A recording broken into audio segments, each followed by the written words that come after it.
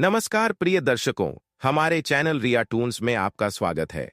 अगर आप हमारे चैनल पर नए हैं तो वीडियो को लाइक और चैनल को सब्सक्राइब जरूर करें। प्रिय दर्शकों, आज की जो कहानी है वो बड़ा ही ज्ञानवर्धक और मोटिवेशनल है, इसलिए वीडियो को अंत तक जरूर देखें। नीलकंठ पक्षी ने बताया, औलाद से इन दो चीजों की उम्मीद कभी मत करना, बुढ़ापे में दुखी नहीं रहोगे। तो शुरू करते हैं आज की यह प्यारी सी कहानी। प्रिय दर्शकों, प्राचीन समय की बात है। किसी जंगल में एक नीलकंठ का जोड़ा अपना घोंसला बना करके रहते थे। वह दोनों पति पत्नी एक दूसरे से बड़ा प्रेम करते थे। एक दिन की बात है, नीलकंठ की पत्नी गर्भवती हो जाती है। प्रिय दर्शकों, इस बात को जानकर कि अब वह दोनों माता पिता बनने वाले हैं, नीलकंठ और नीलकंठ की पत्नी बड़े प्रसन्न थे, बड़े खुश थे। प्रिय दर्शकों, नीलकंठ अपनी पत्नी का बड़ा ख्याल रखता था। हर दिन उसे दाना पानी लाकर और घोंसले में दिया करता था। अब धीरे धीरे समय गुजरता है और नीलकंठ की पत्नी का प्रसव काल निकट आ जाता है। अब नीलकंठ की पत्नी बड़ी प्रसन्न थी। वह अपने पति नीलकंठ से कहती है कि पिया जी, हमारी संतान आने वाली है। बहुत ही जल्द मैं अपने बच्चों को जन्म दूंगी। बुढ़ापे में वह हमारी खूब सेवा करेंगे, हमारा सहारा बनेंगे। अब हमें किसी बात की चिंता नहीं है। हमारी संतान हमारी खूब सेवा करेगी। प्रिय दर्शकों, नीलकंठ कहता है कि प्रिय, हमें ऐसा नहीं सोचना चाहिए कि हमारी संतान हमारी सेवा करेगी। नीलकंठ की पत्नी कहती है कि पिया जी, ऐसा क्यों कह रहे हैं? हर संतान अपने माता पिता की सेवा करती है, फिर हमारी संतान हमारी सेवा क्यों नहीं करेगी? तब नीलकंठ कहता है कि प्रिय, मैं तुम्हें कहानी के माध्यम से बताता हूं कि बुढ़ापे में अपनी औलाद से माता पिता को इन दो चीजों की उम्मीद कभी नहीं करनी चाहिए। और जो भी मनुष्य इन दो बातों को याद कर लेगा, वह अपने बुढ़ापे में कभी दुख नहीं भोगेगा। प्रिय दर्शकों, अब नीलकंठ अपनी कहानी प्रारंभ करता है। नीलकंठ कहता है कि प्रिय, किसी नगर में एक व्यक्ति रहता था। उस व्यक्ति के घर में ईश्वर का दिया हुआ सब कुछ था। खूब रुपया, पैसा, धन दौलत, मान सम्मान, सब कुछ होने के बाद भी वह पति पत्नी दुखी रहते थे। उनके दुख का कारण था कि ईश्वर की कृपा से उसके घर में सब कुछ था, लेकिन कोई संतान नहीं। इस बात को लेकर दोनों पति पत्नी अक्सर चिंतित रहते थे। इस तरह दोनों पति पत्नी को एक साथ रहते हुए 15 साल गुजर जाते हैं, लेकिन उनके घर में कोई संतान नहीं होती है। वह व्यक्ति अपनी पत्नी को अच्छे से अच्छे डॉक्टर को दिखाता है। महंगे से महंगे अस्पताल में जाकर वह अपनी पत्नी का इलाज कराता है। पवित्र तीर्थ स्थानों पर जाकर संतान मांगता है, मंदिर में जाकर माथा टेकता है। तब कहीं जाकर शादी के 20 साल बाद उसकी इच्छा पूरी होती है। ईश्वर की कृपा से उस व्यक्ति की पत्नी को एक पुत्र प्राप्त होता है। अस्पताल में बच्चे का जन्म होता है। पुत्र की बात सुनकर वह खुश हो जाता है। बच्चे की साफ सफाई के बाद उस अस्पताल की नर्स जब उनके नन्हे से पुत्र को लेकर उनके पास पहुंचती है तो दोनों पति पत्नी पूछने लगते हैं कि हमारी संतान है, कोई दिक्कत तो नहीं है? दोनों पति पत्नी की इन बातों को सुनकर नर्स उस व्यक्ति की पत्नी से कहने लगती है कि बहन जी, आपको जो पुत्र हुआ है वह सुंदर है, अच्छा है, लेकिन इसमें एक कमी है। नर्स के मुंह से जब बच्चे की मां यह सुनती है कि कोई कमी है तो वह चिंतित हो जाती है। नर्स कहती है कि बहन, घबराने की कोई बात नहीं है। बहन जी, जो आपको पुत्र हुआ है वह सुंदर है, समस्त है, बस उसमें एक कमी है कि उसकी एक आंख नहीं है। तुम्हारा पुत्र एक आंख से काना है, बस यही कमी है, बाकी सब ठीक है।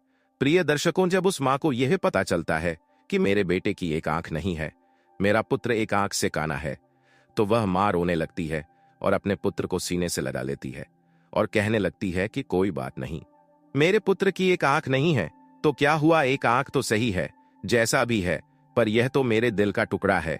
मेरे लिए दुनिया का सबसे सुंदर बच्चा मेरा पुत्र है। प्रिय दर्शकों, मां के लिए सभी संतानें बराबर होती है, चाहे कोई काला कुरूप हो या चाहे कोई गोरा। और सुंदर मां कभी अपने बच्चों का शरीर नहीं देखती, वह उनकी आत्मा से जुड़ी होती है। मां उस बालक को देखकर कहती है, कितना सुंदर है मेरा बच्चा। प्रिय दर्शकों, उस मां की इन बातों को सुनकर नर्स की आंखों में भी पानी आ जाता है। वह नर्स सोचने लगती है यदि परमात्मा को संतान का सुख देना ही था तो इस पुत्र को दोनों आंखें दे देता, इसमें क्या चला जाता। वह मां कहने लगती है कि कोई बात नहीं, जैसा भी है आखिर है तो मेरा ही बेटा, पर आज इसकी अगर दोनों आंखें सलामत होती तो और भी अच्छा होता। दोनों आंखों के साथ मेरा पुत्र कितना सुंदर लगता। प्रिय दर्शकों, मां की इन बातों को वह नर्स सुनती है तो वह कहने लगती है, बहन जी, यदि आप चाहती हो कि आपके पुत्र की दोनों आंखें हो तो ऐसा भी हो सकता है। जब मां यह सुनती है कि उसके बच्चे की दोनों आंखें लग सकती हैं तो वह कहने लगी, नर्स मैडम, यह कैसे संभव। अब नर्स उन्हें बताते हुए कहती है कि ऐसा हो तो सकता है, उसके लिए आप दोनों माता पिता में से किसी एक को अपनी एक आंख देनी होगी, इससे आपके पुत्र की दोनों आंखें ठीक हो जाएंगी। प्रिय दर्शकों, नर्स की इन बातों को जब वह व्यक्ति सुनता है तो कहने लगता है, कोई बात नहीं नर्स मैडम, हमारे पुत्र की एक आंख तो सही सलामत है, हमारा पुत्र एक आंख से ही दुनिया देख सकता है, दूसरी आंख इसे लगाने की कोई जरूरत नहीं है, हमारा पुत्र जैसा भी है। अच्छा है, मैं अपनी आंखें दान नहीं कर सकता क्योंकि मेरा घर मेरी मेहनत मजदूरी से ही चलता है। जब मेरी एक आंख नहीं होगी तो कैसे मैं अपने परिवार को पाल पाऊंगा, कैसे इस बच्चे का खर्च उठा पाऊंगा। यह तो तभी संभव है जब मेरी दोनों आंखें ठीक होंगी। मैं एक पिता हूं और अपनी पत्नी को और बच्चों को पालने का भार मेरे कंधों पर है। अब रही बात मेरे पुत्र की एक आंख की, तो यह सब परमात्मा की देन है। ईश्वर ने जिसे जिस रूप में भेजा है वह हमारा पुत्र उसी रूप में ठीक है। प्रिय दर्शकों, पिता ने तो साफ इनकार कर दिया, लेकिन मां तो आखिर मां होती है। वह नर्स से कहती है कि मैडम, यदि ऐसा हो सकता है तो मैं अपनी एक आंख अपने पुत्र को देना चाहती हूं। मेरा क्या है, मुझे तो घर पर ही रहना है, लेकिन मेरे बेटे को तो अपना पूरा जीवन काटना है। इसलिए नर्स मैडम, मैं अपनी एक आंख अपने पुत्र को देना चाहती हूं। जब वह व्यक्ति अपनी पत्नी से कहता है कि इस तरह तो तुम कानी हो जाओगी, तो वह मां कहती है कि मुझे मंजूर है कि मैं कानी हो जाऊं, लेकिन मैं अपने पुत्र को दोनों आंखों के साथ देखना चाहती हूं। मेरी एक आंख ले लो और मेरे बेटे को लगा दो। मेरे बेटे की जब दोनों आंखें होंगी तो दोनों आंखों के साथ वह कितना सुंदर लगेगा। मैं अपने पुत्र को एक आंख दान में देना चाहती हूं। प्रिय दर्शकों, इस प्रकार मां के कहने पर डॉक्टर उस मां की एक आंख निकालकर उसके पुत्र को लगा देते हैं। इस तरह पुत्र की दोनों आंखें सही हो जाती हैं और मां एक आंख पुत्र को देने के बाद कानी हो जाती है। प्रिय दर्शकों, नीलकंठ आगे अपनी पत्नी से कहता है कि प्रिय, कुछ दिन तक सभी लोग अस्पताल में रहते हैं। जब दोनों मां बेटे स्वस्थ हो जाते हैं तो अस्पताल से मां बेटे को छुट्टी मिल जाती है।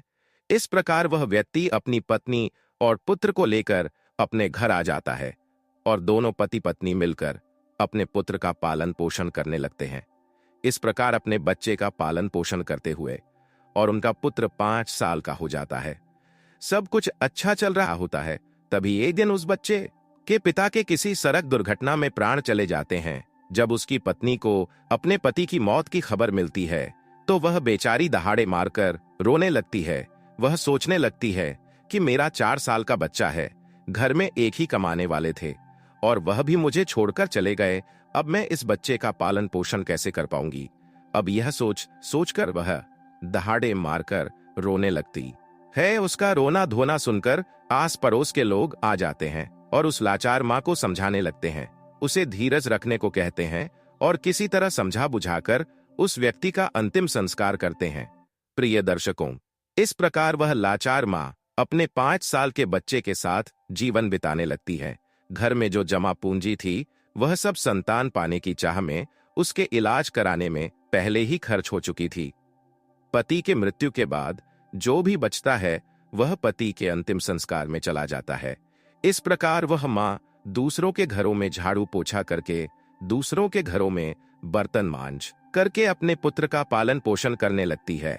वह मां दूसरों के घरों में झाड़ू पोछा करती, दूसरों के घरों में बर्तन साफ करती, लेकिन अपने पुत्र को कोई दुख तकलीफ नहीं होने देती। वह दूसरों के घरों में नौकरानी बनकर पैसे कमाती, अपने पुत्र को खेलने के लिए अच्छे अच्छे खिलौने लेकर आती, अपने पुत्र को अच्छे अच्छे वस्त्र लाकर देती, हर समय अपने बच्चे के साथ परछाई की तरह बनी रहती थी। जब उसका बेटा थोड़ा और बड़ा हो जाता है जब वह पुत्र 6 साल का हो जाता है तो एक दिन वह माँ अपने बेटे को लेकर एक विद्यालय में पहुंचती है और उस विद्यालय के प्रधानाचार्य से विनय पूर्वक कहती है, भाई साहब, मुझे अपने बेटे का इस विद्यालय में दाखिला कराना है। प्रिय दर्शकों, वह माँ जिस विद्यालय में अपने बच्चे का एडमिशन कराने जाती है, वह विद्यालय उस नगर का एक प्रसिद्ध विद्यालय होता है। उस विद्यालय में अमीर लोगों के बच्चे पढ़ते थे। जब उस विद्यालय का बड़ा मास्टर फटे पुराने कपड़े में उसकी माँ को देखता है तो सोचने लगता है कि बच्चा तो सुंदर है, लेकिन माँ कपड़ों से ऐसी लग रही है जैसे कोई भिखारी हो। यह बेचारी कहां से इस बच्चे की किताबों और इतनी महंगी फीस भर पाएगी। इसलिए वह समझाते हुए उस बच्चे की मां से कहता है, बहन जी, हमारे विद्यालय की फीस कुछ ज्यादा है। हमारे विद्यालय में अमीरों के बच्चे पढ़ते हैं, इसलिए बेहतर होगा आप अपने बच्चे का एडमिशन किसी सरकारी स्कूल में करा दें। मास्टर जी की इन बातों को सुनकर मां कहने लगती है, सर जी, आप पैसों की चिंता मत करिए। आपकी जो भी फीस हुआ करेगी उसे मैं समय से जमा कर दिया करूंगी। मेरा इकलौता बालक है और मैं चाहती हूं कि मेरा बच्चा पढ़ लिखकर बड़ा डॉक्टर बन जाए, इसलिए मैं इसे आपके विद्यालय में लेकर आई हूं। प्रिय दर्शकों, वह बड़ा मास्टर जब उस माँ की इन बातों को सुनता है तो उस माँ की बातों को सुनकर वह बहुत ही प्रभावित होता है और उस बच्चे की माँ से कहता है, ठीक है बहन जी, यदि तुम जिद करती हो तो हम तुम्हारे बच्चे को रख लेते हैं। इस प्रकार उसके बच्चे का एडमिशन उस विद्यालय में हो जाता है और वह बालक विद्यालय में पढ़ने जाने लगता है। प्रिय दर्शकों, पहले तो वह माँ 5 घरों में झाड़ू पोछा करके अपना गुजार कर लेती थी, लेकिन अब अपने पुत्र के एडमिशन के बाद अपने पुत्र की पढ़ाई की खातिर वह 10 घरों में काम करने लगी। वह माँ दूसरों के घरों में झाड़ू पोछा करके अपने पुत्र को पढ़ाने लिखाने लगती है। पढ़ते पढ़ते वह पुत्र जब 5वीं कक्षा में आ जाता है, जब उसकी उम्र 10 साल की हो जाती है, तो एक दिन स्कूल के सभी बच्चे मिलकर उस बालक को चिढ़ाने लगते हैं और खेल खेल में कहने लगते हैं कि देखो देखो, एक आंख वाली कानी का बेटा आ गया। इसकी माँ एक आंख से कानी है। प्रदर्शकों, लड़का जब अपने सहपाठियों की इन बातों को सुनता है तो क्रोध में भर जाता है। उसे बहुत बुरा लगता है। जब विद्यालय की छुट्टी होती है तो छुट्टी के समय हमेशा की तरह उसकी माँ उसे लेने आती है। आज भी वह एक आंख से कानी माँ अपने बेटे को स्कूल में लेने आई थी, तो वह लड़का अपनी माँ से कहता है कि माँ, कल से तो मुझे विद्यालय में छोड़ने मत आना और बुलवाने भी मत आना। जब माँ पूछती है कि पुत्र, क्या बात हो गई, तुम ऐसा क्यों कह रहे हो, तो लड़का कहने लगता है कि माँ, तुम्हारी सूरत ठीक नहीं है। तुम एक आंख से कानी हो। तुम जब मेरे साथ विद्यालय में आती हो तो मेरे साथ के लड़के मेरा मजाक उड़ाते हैं और तुम्हारी वजह से मुझे शर्मिंदा होना पड़ता है। तुम ऐसी हो, वैसी हो, ऐसी हो, इस तरह की वह बातें करते हैं। प्रिय दर्शकों, वह लड़का अपनी माँ से दुनिया भर की शिकायतें करता है। जब वह माँ अपनी माँ से दुनिया भर की शिकायतें करता है, जब वह माँ पुत्र के मुख से इन बातों को सुनती है तो उसे बहुत दुख होता है, लेकिन अपने पुत्र की इन बातों को सुनकर वह चुप रहती है और अपने पुत्र की बातों को सहन कर लेती है। माँ कहती है, कोई बात नहीं पुत्र, तुम चाहते हो तो मैं तुम्हारे साथ कल से विद्यालय नहीं आऊंगी, लेकिन तुम अकेले विद्यालय कैसे आ पाओगे। अपनी माँ की इन बातों को सुनकर वह पुत्र कहता है, माँ, अब मैं बड़ा हो गया हूँ और अब मैं इस काबिल हो चुका हूँ कि मैं अकेला विद्यालय आ और जा सकता हूँ, इसलिए तुम्हें मेरे साथ विद्यालय आने की कोई जरूरत नहीं है। अपने पुत्र की इन बातों को सुनकर वह माँ कहती है, ठीक है पुत्र, आज के बाद मैं तुम्हारे स्कूल में तुम्हारे साथ नहीं आऊंगी, लेकिन बेटा तुम सावधानी से घर पर आना। तुम्हारे पिता के सड़क दुर्घटना की सोच सोचकर मुझे डर लगता है। पुत्र कहता है, माँ तुम चिंता मत करो, मुझे कुछ नहीं होगा, मैं अकेला ही आया जाया करूंगा।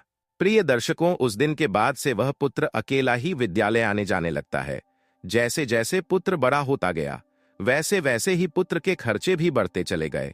जैसे जैसे पुत्र के खर्चे बढ़ते गए, वैसे वैसे वैसे उस माँ पर काम का बोझ भी बढ़ता चला गया।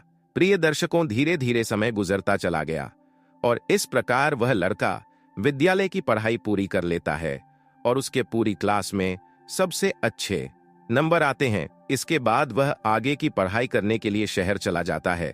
प्रिय दर्शकों, जब पुत्र शहर में जाता है तो उधर उसकी माँ जो पैसा कमाती थी वह पैसा कम पढ़ने लगता है, क्योंकि पहले तो सिर्फ किताबें और फीस का खर्चा था, लेकिन जब बेटा शहर चला जाता है तो उसके और भी खर्चे बढ़ गए थे। माँ जो भी पैसा कमाती थी वह कम पड़ने लगता, लेकिन उस माँ ने हार नहीं मानी।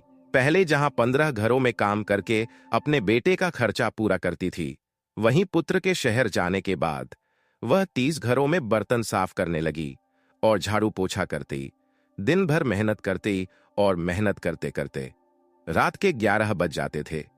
तब जाकर वह बेचारी माँ अपने पुत्र के लिए महीने का 5,000 भेज पाती थी। वह इसलिए इतनी में करती थी कि एक दिन जब उसका बेटा पढ़ लिख कर बड़ा डॉक्टर बन जाएगा तो मुझे सुख मिलेगा, एक दिन मुझे भी आराम मिलेगा। अगर मेरी मेहनत से मेरा बेटा डॉक्टर बन जाएगा तो मेरे बेटे के साथ रहकर मैं भी सुखी रहूंगी। इसलिए वह माँ खूब मेहनत करती थी और 30 घरों में काम करके अपने पुत्र के लिए पैसा भेजा करती थी। इस प्रकार मेहनत करते करते वह समय से पहले ही बूढ़ी हो जाती है। धूप में उसका गोरा रंग काला पड़ जाता है, लेकिन वह अपने पुत्र के लिए कोई दिक्कत नहीं होने देती है। प्रिय दर्शकों, नीलकंठ आगे अपनी पत्नी से कहता है कि प्रिय, जब ऐसे ही कुछ दिन और बीत जाते हैं तो उस माँ को 30 दिन एक पत्र मिलता है। उसमें लिखा होता है कि माँ, अब मैं शहर में बड़ा डॉक्टर बन चुका हूं, अब तुम्हें मेरे लिए पैसे भेजने की जरूरत नहीं है। प्रिय दर्शकों, जब उस माँ को यह पत्र मिलता है कि मेरा बेटा डॉक्टर बन गया है तो वह बहुत खुश हो जाती है और सोचने लगती है कि पति के जाने के बाद यह मेरा बेटा ही तो मेरा सहारा है और मेरी जैसी इच्छा थी कि बेटा डॉक्टर बन जाए, वह इच्छा भी मेरी पूरी हो गई। प्रिय दर्शकों, उस माँ के बेटे ने यह बात माँ को पत्र में लिखकर बताई थी कि माँ, मैं डॉक्टर बन गया हूँ, लेकिन वह बेटा अभी तक गांव में माँ से मिलने नहीं आया। जब उस बूढ़ी माँ को यह पत्र मिलता है तो वह बूढ़ी माँ पूरे गांव में मिठाइयां बांटती है और सारे गांव के लोगों को बड़े गर्व से बताती है कि उसकी मेहनत सफल हो गई, उसका बेटा अब डॉक्टर बन चुका है। इस प्रकार वह माँ अपने पुत्र के गांव आने का इंतजार करने लगती है। वह माँ सोचने लगती है कि मेरे बेटे को शहर गए हुए बहुत समय बीत चुका है, अब वह डॉक्टर बन गया है तो वह मुझसे मिलने के लिए गांव जरूर आएगा, मैं अपने पुत्र की आरती उतारूंगा। देखती है, हर दिन वह इंतजार करती है कि आज मेरा पुत्र आता होगा। किसी की गाड़ी घर के सामने से निकलती तो वह माँ दौड़ करके घर के बाहर जाती, उसे लगता है उसका पुत्र आया होगा। इस तरह इंतजार करते करते उसे कई दिन बीत गए। रात में उस माँ को नींद नहीं आती थी। वह सोचने लगती कि जाने क्या मजबूरी है, मेरा बेटा मुझे लेने क्यों नहीं आया, कब मुझे अपने साथ ले जाएगा। अब वह दिन नहीं आएंगे कि मैं दूसरों के घरों में बर्तन साफ करूं, दूसरों के घरों में झाड़ू पोछा करूं। अब तो मैं आराम से बैठकर अपने बेटे की कमाई खाऊंगी। अब तो मेरे बेटे के घर में नौकर चाकर भी होंगे, दारी बंगला भी होगा। अब मेरे दुख के दिन बीत चुके हैं। इसी तरह वह माँ सारे दिन तरतूत शकों। इस तरह उस माँ को अपने बेटे का इंतजार करते हुए 1 साल बीत जाता है, लेकिन वह बेटा 1 साल में एक दिन भी माँ के पास नहीं आता है। फिर एक दिन उस माँ के पास बेटे का दूसरा पत्र आता है। उस पत्र में लिखा होता है कि माँ, मेरी शादी हो गई है और तुम्हें पता है जिस लड़की के साथ मेरा विवाह हुआ है वह बहुत ही अमीर घर की है। जिस लड़की से मेरा विवाह हुआ है वह एक बहुत बड़े डॉक्टर साहब की बेटी है। मैंने प्रसिद्ध डॉक्टर की बेटी के साथ अपना विवाह किया है। मेरी पत्नी बहुत ही सुंदर है। प्रिय दर्शकों, जब वह माँ उस पत्र में लिखी बातों को पढ़ती है तो उसकी आंखों से आंसू की धारा बहने लगती है। उसे बड़ा ही दुख होता है, क्योंकि माँ तो सोच रही थी कि अब बेटा डॉक्टर बन गया है तो मेरे बेटे के लिए अच्छे अच्छे रिश्ते आएंगे, मैं अपनी पसंद की लड़की के साथ अपने बेटे की शादी करूंगी। लेकिन उस पत्र को पढ़कर उस माँ के सारे अरमान धूल में मिल जाते हैं। वह माँ सोचती है कि हे भगवान, मैंने ऐसे कौन से पाप किए थे, ऐसी मुझसे कौन सी गलती हो गई जो मुझे इतनी बड़ी सजा मिल रही है। हर माता पिता का सपना होता है कि मैं अपने हाथों से अपने बेटे को दुल्हा बनाऊं, अपने हाथों से अपने बेटे को सजाऊं और अपना आशीर्वाद देकर अपने बेटे की शादी करूं। लेकिन मेरे पुत्र ने तो अपनी शादी में मुझे बुलाया तक नहीं, मुझे बताया तक नहीं और विवाह कर लिया। क्या मैंने यही दिन देखने के लिए अपने पुत्र को पढ़ा लिखाकर इतना बड़ा किया था? इसके लिए मैंने इतनी मेहनत मजदूरी करी थी, दूसरों के घरों में झूठे बर्तन साफ किए, मेहनत मजदूरी करके पढ़ाया लिखाया, उसे इस लायक बनाया। क्या मेरा इतना भी अधिकार नहीं था जो मुझे मेरे बेटे ने अपनी शादी में भी नहीं पूछा?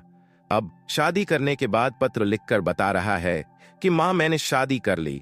प्रिय दर्शकों, यह सोच सोच कर वह मां पूरी रात आंसू बहाती रही। इतना होने के बाद भी मां अपने पुत्र को दुआएं देती रही, रोते रो सो जाती है। प्रिय दर्शकों, फिर भी उस मां के मुंह से अपने बेटे के लिए आशीर्वाद ही निकलता है, कहती है कोई बात नहीं बेटा, तो तय शादी कर ली, लेकिन मेरा आशीर्वाद तुम्हारे साथ है। अब माँ सोचती है कि मेरे पुत्र ने विवाह तो कर लिया, उसकी पत्नी भी आ गई, अब हो सकता है कि मेरा बेटा और बहू दोनों मिलकर मुझसे मिलने मेरे घर आए। मैं अपनी बहू को देखूंगी, बहू मेरे पैर दबाएगी, मैं अपनी पुत्र वधू को आशीर्वाद दूंगी। यह सोच सोच कर वह माँ अपने बेटा और बहू का इंतजार करने लगती है। प्रिय दर्शकों, इस तरह उस माँ को अपने बेटा और बहू का इंतजार करते करते 1 साल निकल जाता है, लेकिन 1 साल बीतने के बाद भी उससे मिलने बेटा नहीं आता है, ना बहू आती है। फिर कुछ दिन बाद उस माँ को तीसरा पत्र मिलता है, जिसमें लिखा होता है कि हे माँ, अब तुम दादी बन गई हो, भगवान की कृपा से हमारे घर बेटा आया है। प्रिय दर्शकों, जब यह खबर उस माँ को मिलती है तो उसका धैर्य जवाब दे जाता है, उसकी सहन शक्ति जवाब दे देती है। प्रिय दर्शकों, जिस माँ का पुत्र बड़ा डॉक्टर बन जाए, विवाह कर ले, उसका बेटा हो जाए और उसकी माँ को पता ना चले, तो उसके दिल पर क्या बीतेगी। जिस पुत्र का जीवन बनाने में उस माँ ने अपना सब कुछ कुर्बान कर दिया, उस पुत्र का वर्षों से चेहरा ना देखा हो, तो अपने पुत्र के लिए व्याकुल होना स्वाभाविक है। जब वह माँ अपने पुत्र के लिए ज्यादा व्याकुल हो जाती है, तो उस माँ के मन में आता है कि अब तो रहा नहीं जाता। वह फिर कुछ देर के लिए विचारों में खो जाती है, सोचती है चलो कोई बात नहीं, पोता भी हो गया है तो बहुत अच्छी बात है। अब मैं अपने पोता को देखूंगी, मैं अपने पोते को अपनी गोद में खिलाऊंगी, मैं उसके लिए पालना लाऊंगी। अब मेरा बेटा जरूर मेरी बहू और पोते के साथ मेरे पास आएगा। यही सब सोचकर वह माँ व्याकुल होने लगती है। जब इंतजार करते करते उस माँ को 7 महीने बीत जाते हैं और जब उस माँ से मिलने कोई भी नहीं आता है, तो उस माँ के सब्र का बाण टूटने लगता है। वह व्याकुल हो जाती है और उसी व्याकुलता में वह माँ यह फैसला करती है कि चाहे कुछ भी हो जाए, मैं अपने पोता को देखने जरूर जाऊंगी। प्रिय दर्शकों, यह निर्णय करके माँ अपने बेटा और बहू से मिलने के लिए शहर के लिए चल देती है। इसी तरह वह पता पूछते पूछते उस शहर में पहुंच जाती है जिस शहर में उसका बेटा रहता था। उस शहर में पहुंचकर वह बूढ़ी माँ एक ऑटो वाले को अपने पास बुलाती है और ऑटो वाले को अपने पास बुलाती है। बेटे का पत्र दिखाते हुए कहती है, बेटा मुझे इस जगह पर जाना है। ऑटो वाला पता देखता है और बूढ़ी माँ को अपने ऑटो में बैठा लेता है और उस बूढ़ी माँ को उस बताए हुए पते पर ले जाता है। प्रिय दर्शकों, कुछ समय के बाद वह ऑटो वाला बूढ़ी माँ को लेकर बड़े डॉक्टर के बंगले पर पहुंच जाता है और बंगले के सामने अपना ऑटो खड़ा कर देता है और माता जी से कहता है कि माँ जी, तुमने जो पता दिखाया था, तुम उस पते पर पहुंच चुकी हो। यह जो सामने बंगला है, डॉक्टर साहब वहीं रहते हैं। वह माँ उस ऑटो वाले को किराया देती है और अपना झोला उठाकर बंगले की तरफ चल देती है। माँ की नजर जब डॉक्टर साहब के बंगले पर पड़ती है तो वह खुश हो जाती है। वह देखती है कि सुंदर आलीशान बंगला बना हुआ है। बंगले के सामने चमचमाती गाड़ी खड़ी है और दरवाजे पर चपरासी बैठे हुए हैं। यह देखकर उस माँ को बड़ी खुशी होती है कि कितने सुंदर घर में मेरा बेटा रहता है। प्रिय दर्शकों, नीलकंठ आगे कहता है कि प्रिय वह बूढ़ी माँ जो एक थैले में अपने पोते के लिए, खिलौने बहू के लिए साड़ियां और कुछ मिठाइयां लेकर आई थी। जब वह थैला को लेकर वह माँ बंगले के अंदर जाने लगती है, तो जैसे ही बंगले के अंदर घुसने के लिए होती है तो गेट के पास खड़े एक चपरासी की नजर उस काली कलूटी बुढ़िया जो एक आंख से कानी है, बंगले के अंदर घुसे जा रही है। जब वह चपरासी उस महिला को देखता है तो कहने लगता है कि तुम्हें किससे मिलना है, इस तरह अंदर कहां चली जा रही हो। चपरासी के जब यह शब्द उस मां के कानों में पड़ते हैं तो वह मां एकदम से रुक जाती है और चपरासी से कहती है कि यहां पर मेरा बेटा रहता है, मेरे बेटे पुत्र हुआ है, इसलिए मैं अपने पोता को देखने आई हूं। चपरासी उस मां को डांटते हुए कहता है, बुढ़िया तूने कभी अपनी शक्ल देखी है? तुम्हें पता है कि यह किसका बंगला है? यह एक बड़े डॉक्टर साहब का बंगला है। तब वह मां कहने लगती है, मुझे पता है ये डॉक्टर साहब का बंगला है और जो तुम्हारे डॉक्टर साहब हैं वही मेरे पुत्र हैं। वह चपरासी कहने लगता है, अरे यह तुम गांव देहात की महिला ना, तुम्हारे कपड़े ठीक है ना, तुम्हारी शक्ल ठीक है, डॉक्टर साहब तुम्हारे बेटे कैसे हो सकते हैं?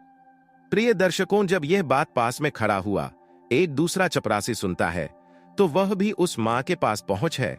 जब उसे पता चलता है कि यह बुढ़िया कह रही है कि यह डॉक्टर साहब की माँ है। तो वह चपरासी उनसे पूछने लगता है कि माँ, आपके पास कोई प्रमाण है जिससे हम पता कर सके कि तुम हमारे डॉक्टर साहब की माँ हो? जब वह माँ उस दूसरे चपरासी की इन बातों को सुनती है तो तुरंत ही अपनी साड़ी के पल्लू में बंधा हुआ वह पत्र उस चपरासी को दिखाती है जो उसके पुत्र ने अपनी माँ को भेजे थे। जब चपरासी उस पत्र को खोलकर देखते हैं और भेजने वाले का पता देखते हैं तो उस बूढ़ी माँ से माफी मांगने लगते हैं और कहते हैं, हे माँ, हमें माफ कर दो, हमें नहीं पता था कि तुम डॉक्टर साहब की माँ हो। प्रिय दर्शकों, वह माँ कहती हैं कि चलो कोई बात नहीं, मैं तुम्हें माफ कर देती हूं, मुझे बताओ कि मेरा बेटा और बहू कहां पर है। तब वह चपरासी दूर से इशारा करते हुए कहता है कि ऊपर जो कमरा दिख रहा है वह तुम्हारे बेटे का कमरा है और वह अभी इस समय घर पर ही है। प्रिय दर्शकों, अब वह माँ अपना सामान तो नीचे रख देती है कि सामान को तो मैं बाद में ले जाऊंगी, पहले अपने पोता को देख लेती हूं, बहू को देख लेती हूं। बूढ़ी माँ अपने पोता को देखने के लिए जल्दी जल्दी सीढ़ियां चढ़ करके घर के अंदर जाती है। जैसे ही वह माँ घर के अंदर आती है तो वह देखती है कि घर के आंगन में पालना रखा हुआ है और उस पालने में उनका पोता झूल रहा है। जैसे ही उस बूढ़ी माँ की नजर अपने पोते पर पड़ती है तो वह दौड़कर पालने से अपने पोते को उठा लेती है और अपने पोते को सीने से लगाकर दुलार करने लगती। प्रिय दर्शकों, जब वह बूढ़ी माँ अपने पोते को गोदी में लेकर दुलार करने लगती है तो बच्चे की नींद टूट जाती है और वह जोर जोर से रोने लगता है। बच्चे के रोने की आवाज जब पुत्र वधू के कानों में पड़ती है तो वह रसोई से बाहर आती है और सोचती है कि ना जाने मेरे बच्चे को क्या हो गया, इतनी तेज क्यों रो रहा है। जब वह रसोई से निकलकर आंगन में आती है और अपने बच्चे को एक भिखारी जैसी दिखने वाली बुढ़िया के हाथों में देखती है तो वह चिल्लाने लगती है, अपने पति को आवाज देती है, सुनिए जी, कोई काली करूटी बुढ़िया जो एक आंख से कानी है वह हमारे बच्चे को चुराने आई है। पत्नी का चिल्लाना सुनकर पति भी नीचे आ जाता है। पति के आते ही बहू अपने बच्चे को बूढ़ी माँ से छीनकर अपने सीने से लगा लेती है और अपने पति से कहती है कि तुमने घर में कैसे चपरासी रखे हैं, कोई भी हमारे घर में घुसा चला आता है। देखो ना, यह भिखारी बुढ़िया हमारे बच्चे को चुराने आ गई। प्रिय दर्शकों, वह बूढ़ी माँ कहती है कि बहू, मैं चोर नहीं हूं, मैं तो तुम्हारी सास हूं और यह तुम्हारे पास जो खड़ा है वह मेरा बेटा है, तुम्हारी गोदी में जो खेल रहा है वह मेरा पोता है, मैं भला पोते को चुराकर कहां ले जाऊं। जब बहू उन माताजी की इन बातों को सुनती है तो वह अपने पति से कहती है कि यह बुढ़िया क्या कह रही है, क्या सच में यह भिखारी जैसी दिखने वाली आपकी माँ है?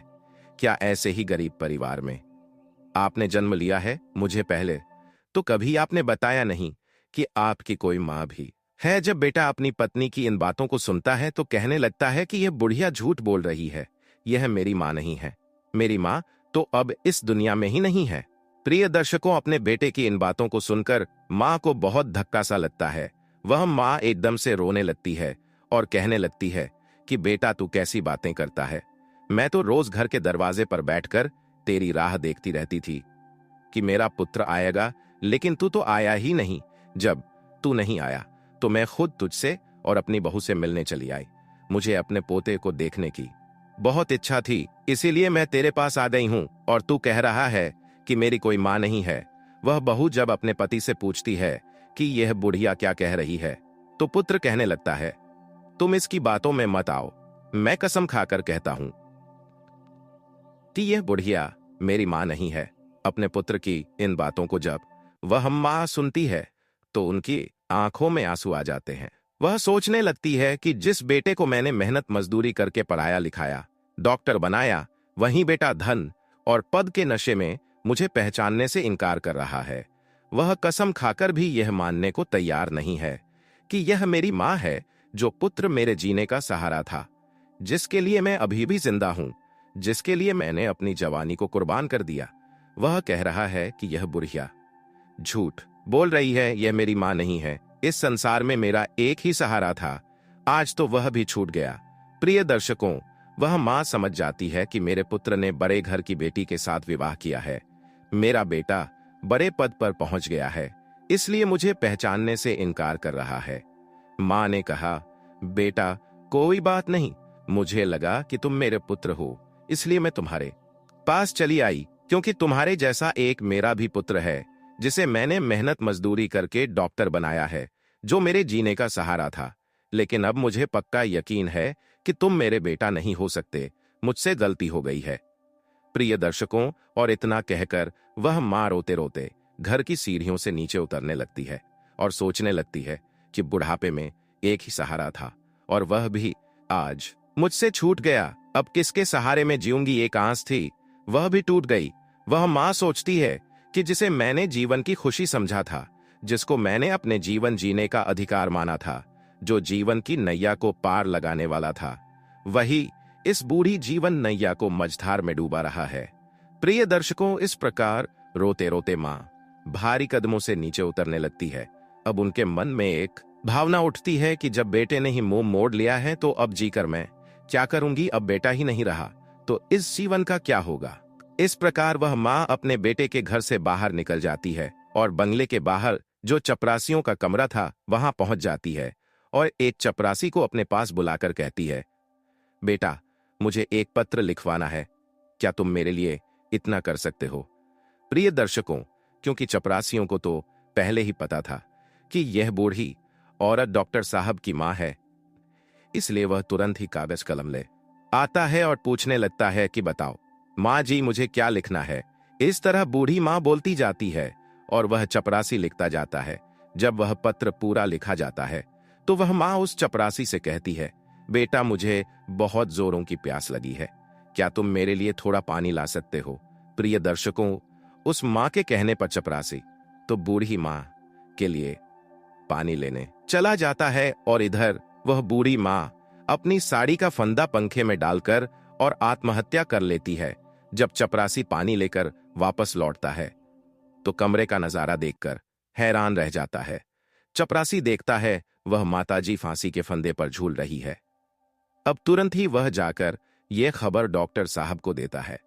इस खबर को सुनकर वह पति पत्नी दौड़े दौड़े उस कमरे में डॉक्टर साहब और पीछे पीछे उनकी पत्नी दौड़ते हैं। जब वह पुत्र अपनी मां को इस हालत में देखता है तो अपनी मां को देखकर उसके पैरों तले जमीन खिसक जाती है। प्रिय दर्शकों, वह पुत्र अपना माथा पकड़ लेता है और माथा पकड़कर जमीन पर बैठ जाता है। वह सोचने लगता है कि मुझे नहीं पता था कि मेरी बातें मेरी मां को इतनी बुरी लगेंगी। मैं तो अपनी पत्नी को झूठी शान शौकत दिखाने के कारण मां को पहचानने से इनकार कर रहा था, इसलिए कह दिया कि मेरी कोई मां नहीं है। मुझे डर था कि मेरी असलियत जानकर मेरी पत्नी मुझे छोड़ ना दे, इसलिए मैंने यह बोल दिया कि मेरी कोई मां नहीं है। लेकिन तुमने तो मेरे झूठ को सच बना दिया। एक बार पुत्र की मजबूरी के बारे में सोचा होता। प्रिय दर्शकों, तभी डॉक्टर साहब की पत्नी की नजर फांसी पर झूलती हुई उस मां के हाथों पर पड़ती है। जब उस बेटे की पत्नी फांसी पर झूलती हुई मां के हाथों में कागज का टुकड़ा देखती है तो वो उस कागज के टुकड़े को बूढ़ी मां के हाथों से लेकर पढ़ने लगती है। पढ़ते पढ़ते उसकी आंखें भर आती हैं। उस पत्र में लिखा हुआ था कि बेटा, मेरा आशीर्वाद है कि तुम खूब उन्नति करो। मेरा आशीर्वाद तुम्हारे साथ है। मैं जाते जाते तुम्हें कुछ राज बताना चाहती हूँ।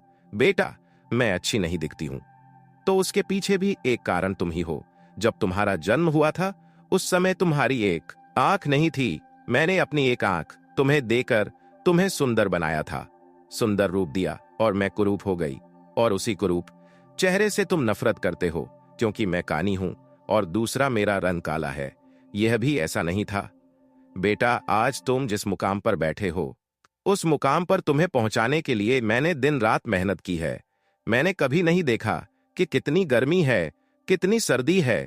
तुम्हें पढ़ाने लिखने के लिए, तुम्हारे खर्चे उठाने के लिए मैं काली कलूटी हो गई। उसका भी मुझे कोई मलाल नहीं है। तुम सुंदर हो, इसकी मुझे खुशी है। मैं तुम्हें देखना चाहती थी, अपने पोता को देखना चाहती थी, अपनी बहू से मिलना चाहती थी, इसलिए मैं शहर चली आई, क्योंकि तुमने तो कभी गांव आकर मेरा हाल नहीं पूछा। लेकिन जब मैं स्वयं चलकर तुमसे मिलने आई तो तुमने तो मुझे पहचानने से इनकार कर दिया। इसीलिए लगा कि अब दुनिया में मेरा कोई नहीं है। अब जीने का मेरा उद्देश्य खत्म हो गया है। जब कोई रहा नहीं तो मेरे जीने का क्या फायदा? बेटा, जाते जाते ईश्वर से प्रार्थना करती हूं कि तुम सदा खुश रहो, तुम्हारी संतान खुश रहे। प्रिय दर्शकों, जब उस बेटे की पत्नी यह पत्र पढ़कर अपने पति को सुनाती है तो उस बेटे का शर्म से नीचे झुक जाता है। उसे अपने आप से घृणा होने लगती है कि जिस मां ने मेरी जिंदगी बनाने में अपना सब कुछ निछावर कर दिया, वही मां आज मेरी चौखट पर मुझसे मिलने आई तो मैंने एक गिलास पानी तक नहीं पूछा। इस प्रकार दोनों पति पत्नी अपनी गलती के लिए उस मरी हुई मां से माफी मांगते हैं। लेकिन अब क्या हो सकता था, वह मां तो उनकी माफी सुनने के लिए वहां मौजूद नहीं थी, उनसे बहुत दूर जा चुकी थी, जहां से कोई नहीं आता। प्रिय दर्शकों, अब डॉक्टर साहब के जीवन में सिर्फ पछताना ही रह गया था। कैसे यह दुनिया है, कुछ लोगों के जीवन में मां नहीं होती तो वह सारे जीवन मां के लिए तरसते हैं, और जिसके जीवन में मां होती है तो उस मां के बच्चे कदर नहीं करते। प्रिय दर्शकों, पत्नी और बच्चे दोबारा मिल सकते हैं पर मां दोबारा नहीं मिल सकती। प्रिय दर्शकों, एक संतान ही माता पिता के जीने का सहारा होती है, बुढ़ापे की लाठी होती है। ऐसे में जब बेटा ही अपने धन के नशे में, अपने पद के नशे में माता पिता को पहचान से इनकार कर देता है, या अपने माता पिता को भुला देता है, या घमंड में आकर उनका अपमान कर देता है, तो दुनिया में माता पिता को सबसे बड़ा दुख ऐसे ही बेटों से होता है। माता पिता अपनी संतानों का भविष्य बनाने के लिए, उन्हें सफल बनाने के लिए अपना पूरा जीवन लगा देते हैं, और जब वही संतान धन और पद के नशे में अपने माँ बाप का अपमान करते हैं तो उन्हें बहुत ही पीड़ा होती है। प्रिय दर्शकों, नीलकंठ आगे कहता है कि प्रिय, यदि आपके माँ बाप है तो उनका आदर करना चाहिए, क्योंकि मनुष्य की सफलता में माँ बाप का ही योगदान है। कुछ मूर्ख बच्चे पूछते हैं कि माँ तुमने हमारे लिए क्या किया है। अरे मूर्ख बच्चे, जो कुछ किया है माता पिता ने ही तो किया है। तुमको बनाया, तुमको पढ़ाया लिखाया, तुम्हें पालने में दुख उठाया। माता पिता को भूलकर तुम तो अपने आप को भूल गए हो। बच्चा ये भूल जाता है कि माँ बाप के अतिरिक्त दुनिया में दूसरा उसका कोई भला चाहने वाला नहीं है। माता पिता मर के भी तुम्हारा भला ही चाहेंगे, ऐसा हितेश तुम्हें कहाँ मिलेगा। और सब लोग जो तुम्हारे अपने होने का दावा कर रहे हैं, वह सिर्फ एक निश्चित समय तक और एक मतलब तक ही तुम्हारा भला चाहते हैं, लेकिन माता पिता बिना स्वार्थ के जीवन भर तुम्हारा हित चाहते हैं। प्रिय दर्शकों, नीलकंठ आगे कहता है कि प्रिय, एक पुत्र को जन्म देने में एक स्त्री अपनी सुंदरता को खो देती है, लेकिन वही पुत्र जब जवान होता है, जब उसकी शादी हो जाती है, तो वही पुत्र अपनी पत्नी की सुंदरता में अपने माता पिता को खो देता है। माता पिता अपनी संतान के सुखों के लिए सब कुछ त्याग देते हैं, लेकिन जब बच्चे बड़े हो जाते हैं, कुछ देने के काबिल हो जाते हैं, तो हम क्या देते हैं? सिर्फ आंसू, लाचारी, दुख और अकेलापन। प्रिय दर्शकों, जो संतान माता पिता को सिर्फ इसलिए भुला देती हैं कि उनके बुढ़ापे को देखकर आपके मित्रों में आपकी इज्जत कम हो जाएगी, तो यह उनकी सबसे बड़ी भूल है। उम्र के इस पड़ाव पर पहुंचने के बाद आपकी और आपके मित्रों की भी यही हालत होगी। आपका भी रूप और जवानी इसी तरह की हो जाएगी। आपके भी उस रूप को देखकर लोग आपसे नफरत करने लगेंगे। प्रिय दर्शकों, नीलकंठ आगे कहता है कि प्रिय, जवानी में माता पिता को औलाद से किन किन चीजों की उम्मीद भूलकर भी नहीं करनी चाहिए। प्रिय दर्शकों, ध्यान देकर सुनो। नंबर 1 कि आपकी औलाद आपके बूढ़े होने पर आपका सहारा बन सकती है। इस बात की उम्मीद बिल्कुल ना करें, इसलिए पहले से ही अपने आप को मजबूत बनाकर रखें। अपने आप को स्वयं संभालने में सामर्थ्यवान बनाएं। कुछ जमा पूंजी इकट्ठी करके रखें। नंबर 2, कभी इस बात का भ्रम ना रखें कि आपकी संतान आपको नहीं भूलेगी। पत्नी और बच्चों के प्रेम में पड़कर पद प्रतिष्ठा के नशे में वह आपको भी भूल सकते हैं, इसलिए उनसे उतनी ही उम्मीद रखिए जितनी उनके दूर होने पर आपको दुख ना दे। प्रिय दर्शकों, हमारी आज की कहानी यहीं पर समाप्त होती है। हम उम्मीद करते हैं कि आपको हमारी आज की कहानी पसंद आई होगी और आप इस कहानी से ढेर सारी प्रेरणा लेंगे। कहानी पसंद आई हो तो वीडियो को लाइक करें और हमारे चैनल रिया टून्स को सब्सक्राइब करें। मिलते हैं अगले वीडियो में, तब तक के लिए नमस्कार। जय श्री कृष्ण।